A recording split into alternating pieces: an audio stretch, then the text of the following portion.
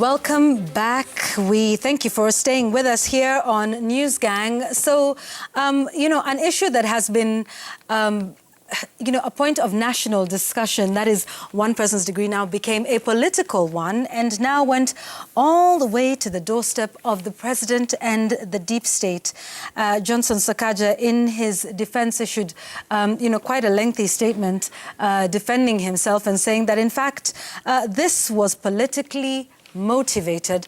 Let's listen to Senator Sakaja now saying this is all because he turned his back on President Uhuru Kenyatta. Watch. For the first time today, I've had to address my former party leader, who is the President Uhuru Kenyatta. A man I respect, a man I credit with a lot that I have been able to do. We have worked together, our journey has been long. And I told him that back then, even before I was chairman of TNA, I did everything in my ability for his career. But now he's doing everything in his ability to finish mine at age 37. It is well, there is a God. I stand by the truth and I tell my supporters, I have the requisite qualification and I am sure that our march is unstoppable, our faith is unshakable, and our victory will be inevitable. We shall make Nairobi work. Yeah, so... Yeah, when I was reading an article today on The Nation, and they talked about Sakaja in detail. And they talk about how they even gave the date 20th of May 2012. That's when Johnson Sakaja was introduced as a frontman for the National Alliance, TNA, if you remember that. And at that time, he delivered this amazing speech about the youth. And I remember it was, I believe... 2013. Yes, 2013, and they talked about how this time was a time for the youth, and people really appreciated how he spoke.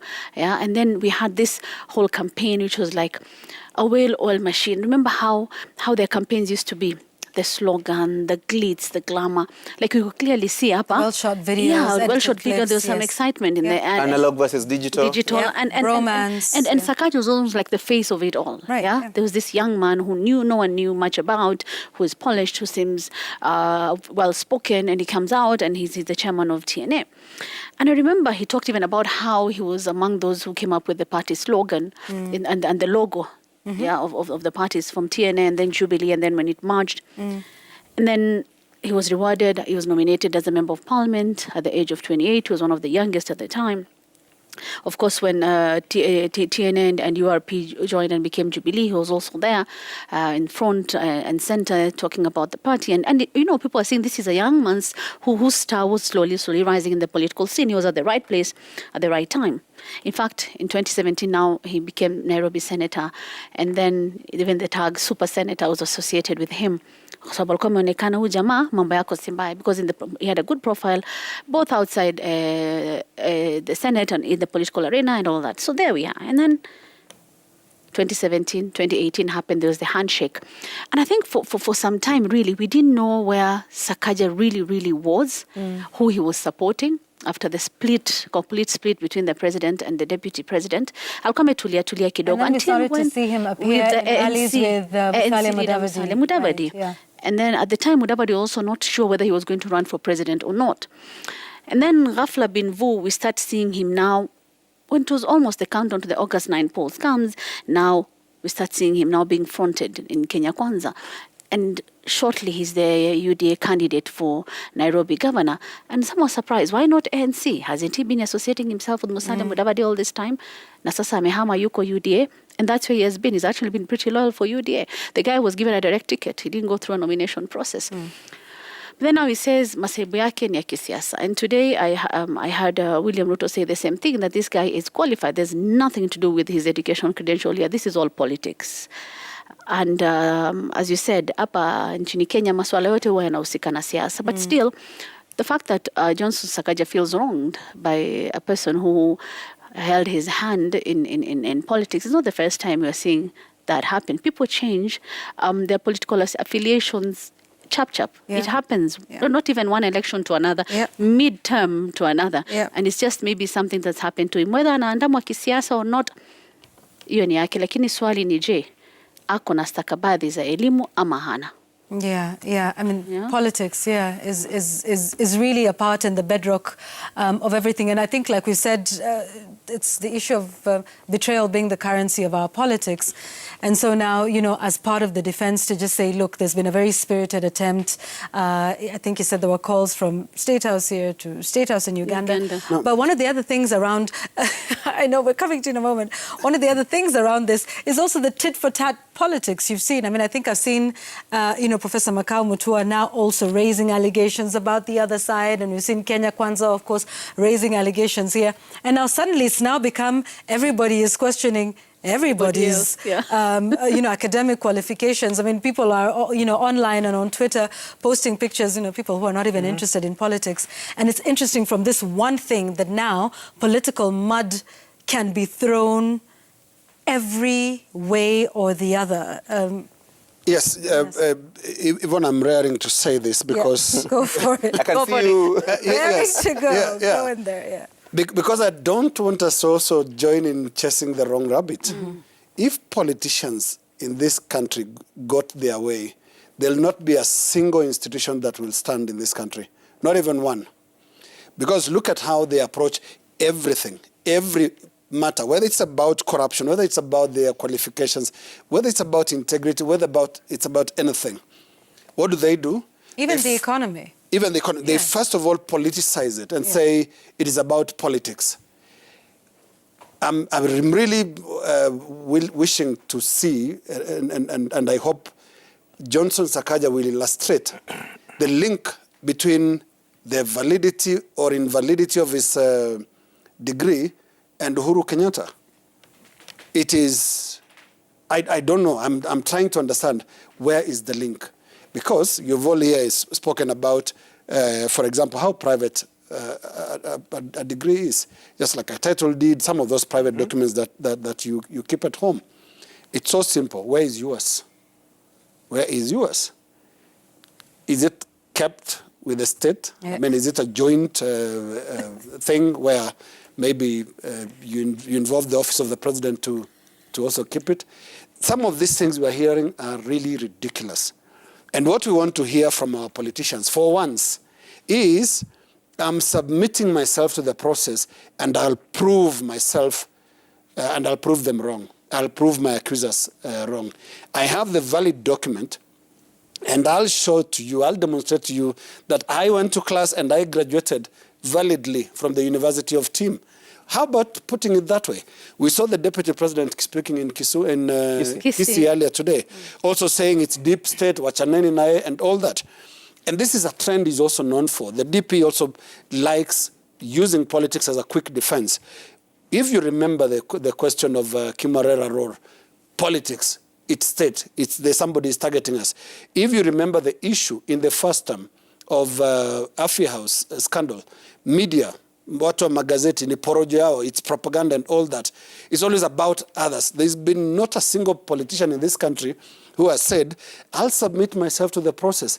I respect the IEBC. They have formed a DRC, Dispute Resolution Committee. I'll appear before it and clear my name. None of them says that. I remember in 2000, Francis, you don't.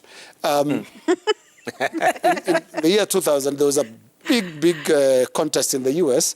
Because there was a cliffhanger election between Al Gore and George Bush. Yeah. I remember how both of them were really, can I call it patriotic? And they said that, we trust the institution. The Supreme Court our institutions will decide this. When will our politicians actually defer to institutions? Remember when we had a presidential petition upheld here, or rather election results nullified? What did we hear politicians say? We'll have our day. Yes. Wakora. Yeah. You now go for the judges, and it's a terrible culture, which I don't know what we can do to end, because we need these institutions. Without those institutions, there'll not even be an election. You don't need one because they'll do it their way. they'll come with the certificate from Crusades and run for president, and that it shall be. So there is something that needs to really be interrogated, and that is this culture of contempt for institutions and processes. I think we raised it here last week. We discussed about the conduct of some of the presidential aspirants before the IEBC. Yeah, you may not like Chebukati, but he is the chair of the IEBC. One. Number two, he's the national returning officer. In a system of civility, we create those things to allow us to do certain things in an orderly way. So just respect him. Just defer to the institution and allow it to process your issue. Now, look at how we have done it. This matter is being executed at Milimani courts by the committee, yeah, and being executed on on sunroofs of vehicles all over the country. It's ridiculous. And if it goes to court, it'll be exactly the same thing. You'll hear from the court and you'll hear from the sunroof of campaign vehicles. It is sad. Well, put it this way, Yvonne. Yeah. Politics will always find its way into almost all these national conversations, be it economy, be it food prices, be it authenticity of degrees, be it the fight against corruption. You will find politics finding its way in almost all these discussions. Now, what is critical at this point is to separate the political noise from the real issue. What is the real issue here? Where is your degree certificate? 1. 2, is it authentic? Politics aside, the legitimate questions aside. You cannot mix them because if you do, you're likely to lose something. Look, every time the fight against corruption, for example, politics gets in, that discussion is lost. So even this particular discussion, it is not to say whether Sakaja has a document or he doesn't have a document, whether they are legitimate or illegitimate, whether he's being fought politically or is not being fought politically. The real issue is, are his papers in order? If they are, allow him to proceed and vie. Let the Nairobi electorate, 2.5 million of them, decide who will be their governor. If his documents are not legitimate, then IEBC has every right to stop him from vying. It's a simple matter. You cannot, for example, do away with the question of maybe political infiltration, because you can actually reverse the question. If he was in the opposite political camp, would these issues have been raised? Maybe they would have, maybe they would not have been raised. Maybe they would have been raised from a different point of view. Yeah, that's how I look at it. But be it as it may, regardless of where these issues are coming from, whichever political side they're coming from, the ultimate question is the authenticity, legitimacy, and credibility of the documents. Once we deal with that particular question, we will not be sidetracked by the politics of it. And then, lastly, even look at the tweets. I was trying to scan through the tweets during the break, and I see many people are saying, wachana na hiyo story mingi, weka document. There's a guy here called Jeremiah Karaoke saying, let us prosecute the matters with the merit, and we don't need to hide under unnecessary questions, arguments, or trajectories. Another one called Lillian says, if you have something, you have it, and vice versa. Stop the sideshows and pretense. Boniface Paul says, hizi karatasi tumejaza kwa nyumba, ndizo zinasumbua wanasiasa. You can now see how people are able to separate the politics and the real issues that are being raised. Yeah, let me just say, I went to actually look for my degree. Precisely. To the CUE force. And dare any of you deny me? We were together. Tulikuwa na shule, Yvonne. Yeah, right? Yeah, we attended the physical one. Gachuri, I'm looking at you because you don't seem to be nodding your head. Yeah, I mean, it's an interesting moment, I think, when the degree certificate of one person has become a national conversation. But we'll wait to see what happens with the Dispute Resolution Committee that will make its determination on that matter by Sunday. Yeah. And then, of course, the High Court will also be beginning hearings on the case that Sakaja has filed on Next Monday. week. Yep. Yeah, right after that, the following day. So we'll see about that. But in the meantime, listen, it's been closing day. For that, when did it was almost closing day. It was almost closing day today. Yeah. Almost. I don't know who actually decides to postpone their closing day, but it looks like the Senate decided to do that today because there were some matters before them, particularly that on the debt ceiling review that is left unfinished. So the sine die, which is a Latin term, meaning without any definite date. I looked that up. I was Indefinitely. like, yeah, indefinitely. Yes, So the yeah. indefinite adjournment of the 12th Parliament, and this is because the general election is coming up, and so we wait to see, who constitutes the 13th Parliament. But listen, what a term it has been. We've seen quite a bit of drama, we've seen quite a bit of action. Before we get into that conversation, ladies, gentlemen, let's just listen to various members of the 12th Parliament on their views on... Closing day. Yeah. Giving me the opportunity to speak last. For them. Now,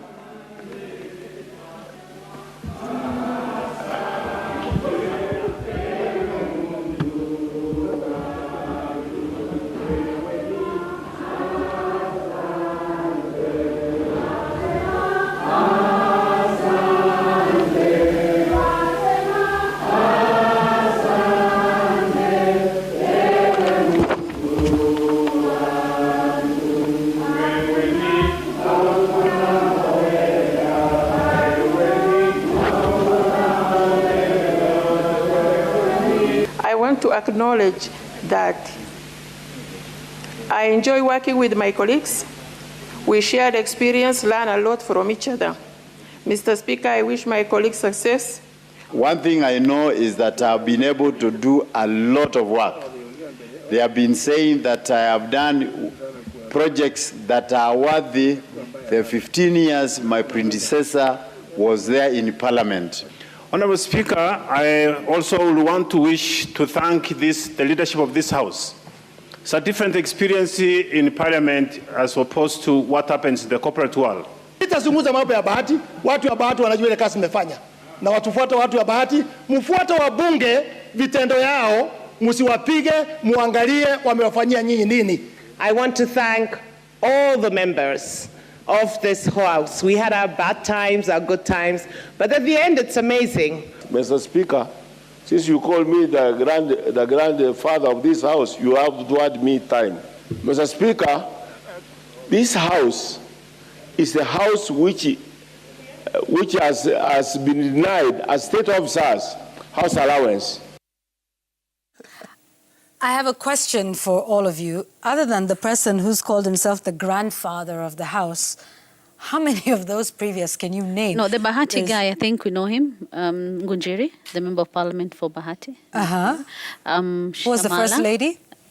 I know she's a member in Marsabit, but She's the actually woman Gachuri- rep in Marsabit. Woman, yeah, Gachuri alikuwa anasema huyu ni fulani. So I was like, oh, eh. Yeah.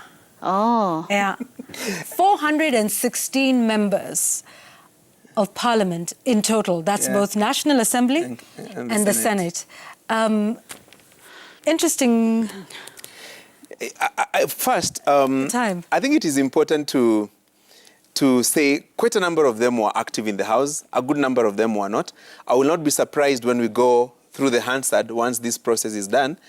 I will not be surprised to see some. The only record they may have is when they were being sworn in.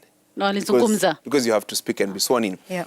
The second question is, how many of our viewers and ourselves, if all those MPs were, once again, let me use my Uhuru Gardens example, if all of them were lined up there, the 416 of them, how many can you pick out and say, I know this one, I know this one, and I know this one? How many would you pick? 20, 50, 100? Well, that's a good quiz really for our viewers. It really is. How many can you remember? I mean, for us as well. I mean, we constantly have to confer with each other, particularly when there are some faces that you're not sure of. Yeah, who is this? And, which constituency do they represent? And I guess it's an interesting time. I mean, I was hearing even just catching the eye of the speaker can be, well, I guess, catching the eye as it used to be. Of course, now it's digital, electronic and, things are a lot different. But, the proverbial catching the eye of the speaker can be tough. Even then, Yvonne, I still find it as more of an excuse than a reason. Why do I say so? Because how many times have we seen the House adjourn for lack of quorum? Yeah. I mean, if there were enough members, they would have all caught the speaker's eye. Yeah. So it's so much about the quality rather than the quantity, yeah? And maybe there has always been these questions about, does more members of parliament mean better representation? Does it translate to, yeah, does it also translate to greater oversight? Does it also mean to better quality of legislation? Maybe those are questions that we'll ask ourselves as we move on. Are we overrepresented? And once we deal with that question, then we move to the next question of quality of representation. Who do we pick as the electorate to represent us in parliament? Because ours is a representative democracy. We can't all fit in the National Assembly. We can't all fit in the Senate. So we have to elect people to represent us. How well do they represent us in the House in terms of their presence, in terms of their participation in House activities, in committees and so on and so forth? How much do they participate? And then at the end of the day, what we use in terms of resources vis-a-vis the output by our parliamentarians, is it value for money? Those are some of the fundamental questions that we should ask ourselves. And lastly, what are the considerations that we make as individuals when you're electing your member of parliament? Is it the one who gives money? Is it the one who has a sharp tongue? Is it the one who dazzles with campaigns? Do we really sit and take time to, go through the people who are vying for that seat and their ability to go and do what they are required to do in parliament? Yeah. Because every so often I think there is need for a lot of civic education on what are the functions of a member of the National Assembly, what are the functions of a senator, what are the functions of a county assembly member. Because if a senator, for example, comes and tells you, if you elect me, I'll build roads, I will build schools, I'll bring water. Yeah. Instantly, that person is lying to you, because they probably don't have capacity to do that. So I think it starts with first making people understand what are the functions of each of these elective positions. Once you do that, you are now able to equate the ability of these candidates and match them with the position they're looking for. And I think, Yvonne, on the same like Gachuri talks about people we elect, and when we were discussing the show, this came up, like, I think from the previous election, from 2013, 2017, about 60% of the members of parliament walichujwa. Attrition rate. Wananchi hawakuwarudisha. And there are various reasons for that. I know there are regions where watu wanasema hapa mbunge hakai zaidi ya term moja. Na akikaa amejaribu sana. And I think the electorate is, depending on the reasons they vote, Gachuri, it's like, maybe anazungumza sana, maybe mtu akupatiana handouts or things like that. Chama. But now, pengine, there are people who actually vote people for what they can do for them. In terms of this guy, tulimelect for 5 years and he's done nothing. Wacha kaende, tuchague mwingine. And there are those who have stayed for years, Gachuri. I was looking through, when I was doing research, members of parliament who have served for 20 years. Yeah? Did they come back because walifanya kazi nzuri, ama walirudishwa because people didn't have options? Like Naomi Shaban has been member of parliament, Taveta, for a very long time, 4 times, and she's looking for a 5th. Maina Kamanda is a nominated member, but Jimmy Angwenyi, George Haniri, even LK's member kule Kilgoris, yes, 20 years, Katole Metito, yeah, those are people who've served 20 years or more, and they keep coming back, yeah. Mubadilisha serikali, lakini wao wanarudi tu. Wanarudi kwa nini? Is it kwa sababu wanafanya maendeleo? Ama is it because watu wanawapenda sana? Ama is it because watu hawana options? Ama is it because they're just always in the right party at the moment, which people find popular? That's why they're able to be elected again and again. But I think now that we're going into an election, these guys, yes, are members of parliament till 8th of August, and they reminded us that. But we need to vote with our minds more on than other things, including party and the things on not party. I know it's hard, and members of parliament really well. Sisi pia tunasumbuka because ukiwa nyumbani pale kwa village huwezi pita mali, watu wanakungoja ukiamka asubuhi, hauna upumziki, people always waiting for ninis, but sulitafuta hicho kiti, and you should be able to bear the responsibility that comes with having people queuing outside your house at 6 in the morning because they need your help.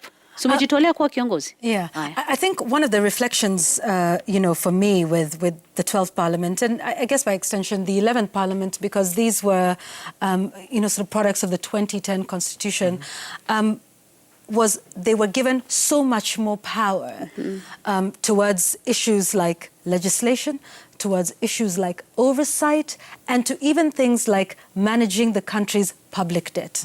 And budget as well. And budgeting as well. The Public Finance Management Act of 2012 expressly gives powers to Parliament, to the National Assembly, to be able to decide our limits, our expenditure, how much we borrow, And yet, what have we seen with the 12th Parliament? Our debt levels are where they are because the MPs voted to have it there, including just last week when the National Assembly voted to increase our debt ceiling to 10 trillion shillings again. Let's talk about the issue of fuel prices in this country. Fuel prices are high. We have 9 taxes that are imposed on our fuel. How did we get VAT on fuel? It was these parliamentarians who voted to have this. You will remember during the tenure of C.S. Rotich, when we were seeking some funding from IMF.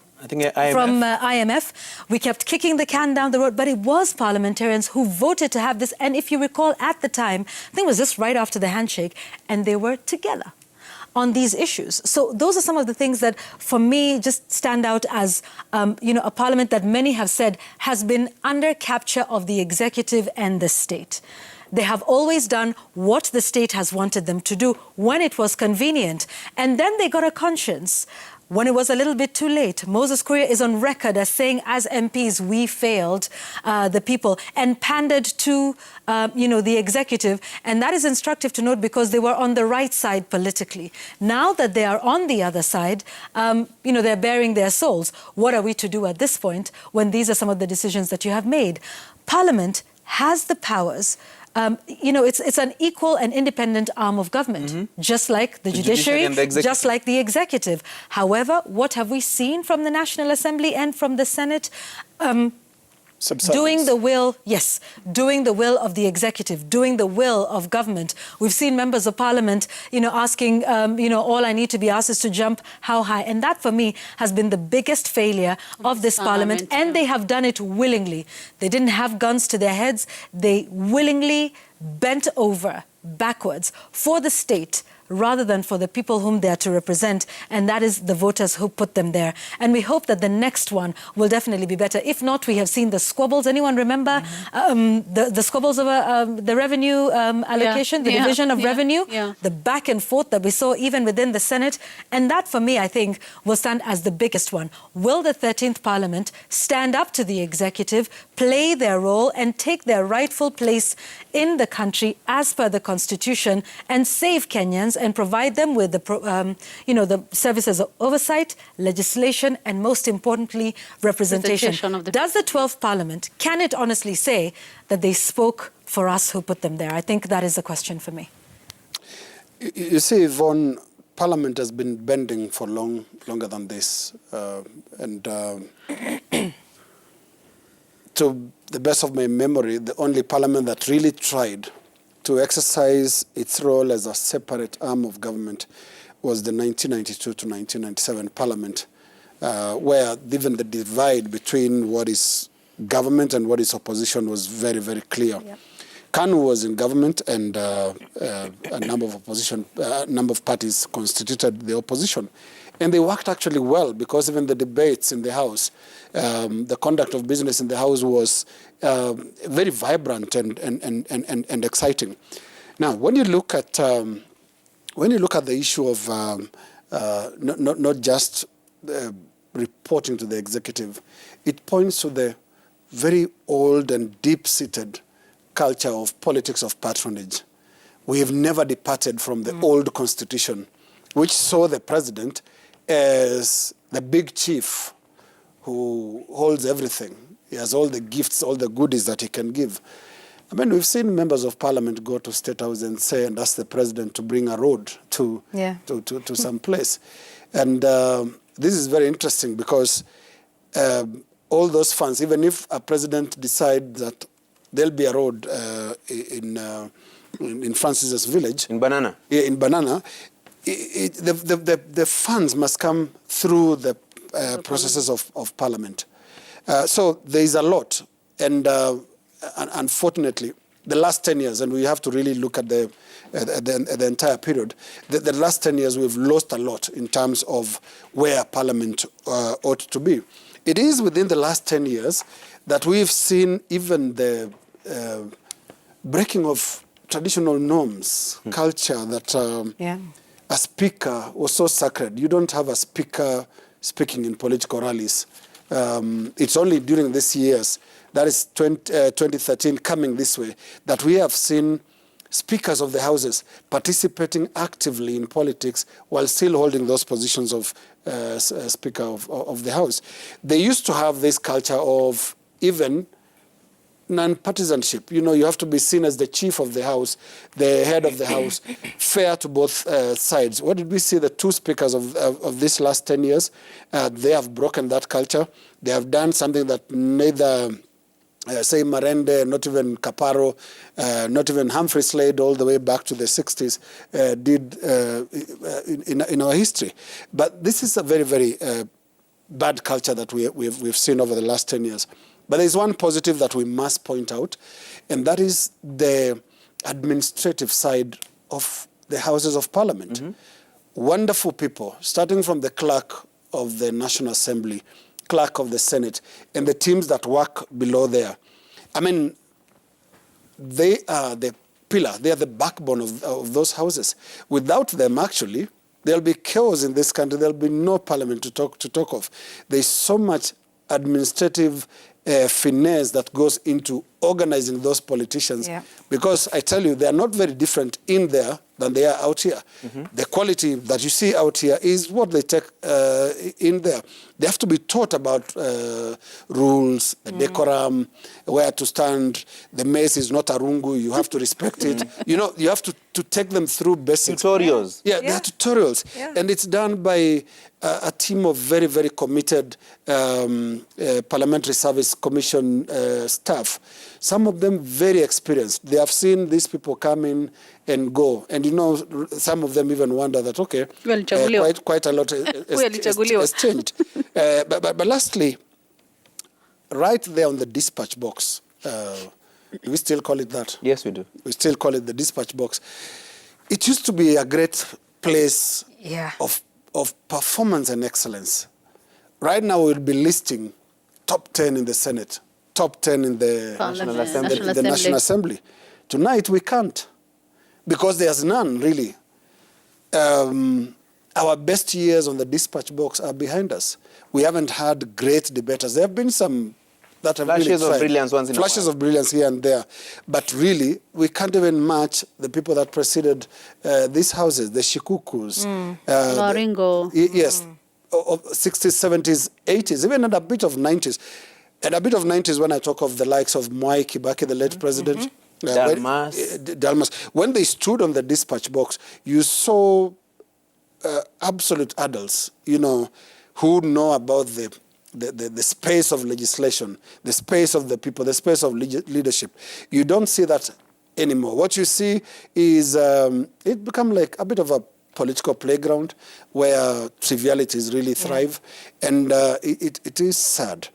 But now you can't fix that without fixing all these processes that produce. Put them there. I mean, if you end up there with a certificate of crusade, then that is how it translates. So we really need to look at where the rain started beating us all over. And actually, and Francis, I think you mentioned it about also the place of the electorate. Do they even think through who should go to Parliament?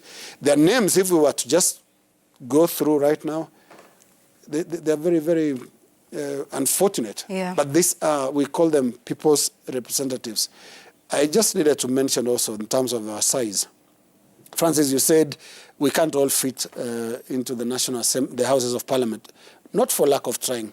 We've expanded this thing from the sensible 220 it used to be to 416 of unknown people. We know 16, we don't know who the 400 are. And we keep saying this is representation. One of the ridiculous proposals on BBI was to also bring in another 70. Yes. And you look at these things and say, are we thinking properly as a country? India, with its billion people, 1.something billion people, has a parliament of 788. Yeah. We are almost there. By the way, we are with 50 million. And we're just 50 million. And we're just 50 million. Their ratio is 1 MP to, I think, 1.5 million people. It's crazy. But we want, I think we sometimes misunderstand this one man, one vote thing to mean one man, one MP, because we really want to pack that house, and we are not looking at what is it really giving us. Yeah. I'm always a critic of the Constitution as well, Constitution of Kenya 2010, and how far it departed from what we used to be and what we are used to. Because there are things that are just become part of the culture. And you see it coming in all these conversations. Let's bring back a prime minister who sits in the house. Let's bring back members of the cabinet that can sit in the house. Because this is who we are. This is who we were before 2013. And you can see a lot of that nostalgia disturbing us, coming up in form of these proposals to change the constitution. Our house needs the big chief to also come in once in a while. Yeah. And it used to, and be told a few things. Yeah. And people say no elections before you know budget and stuff like that. And that used to work when we had an elected the president is an elected member of parliament, as well. So I think there are a few things that we also did that also took away quality from the House. Because you see a number of people then decided, who are very good quality legislators, by the way, preferring them to run for governor or even Senate. And then that leaves the National Assembly with a lot of titles, but very little to qualify for those positions. Yeah, I mean, I think just one final shout out, and you talked about the administration within Parliament. The Parliamentary Budget Office has some brilliant men and women in this country who actually keep us in check, or keep the members of Parliament in check. They're producing papers and serious research on Kenya's debt crisis, on our budget levels, on our revenue collection. And, you know, wherever they are, if you are a member of the Parliamentary Budget Office, you know, kudos to you. They actually do produce some really good research that maybe, I believe, you know, the members of Parliament should use a little better, because some of the work that comes, in fact, a lot of it that comes out of that office is some very brilliant work on, you know, Kenya's state of economy. But how often is it used? And by the lastly, Yvonne, I think one of the things that probably we need to take to this election is the role and function of Parliament. You see, I think we still have a bit of what LK is talking about. You know, opposition and government in Parliament. Yet, by the very structure of Parliament currently, it should be actually an entire opposition team, you know? Like, when the executive brings issues that are not supposed to be there, or questionable bills and everything else, Parliament in its totality should be able to raise issues.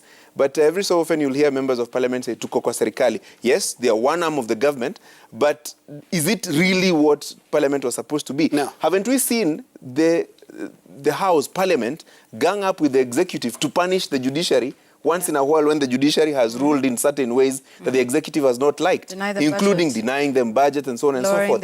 So, I mean, I think it's just going back to the basics and, you know, isolating the functions and saying, what is Parliament supposed to do? Maybe those are some of the considerations to look at as we go to the next election. Absolutely. So, Jamila? Funge kazi na mimi ndo nafunga. Aya.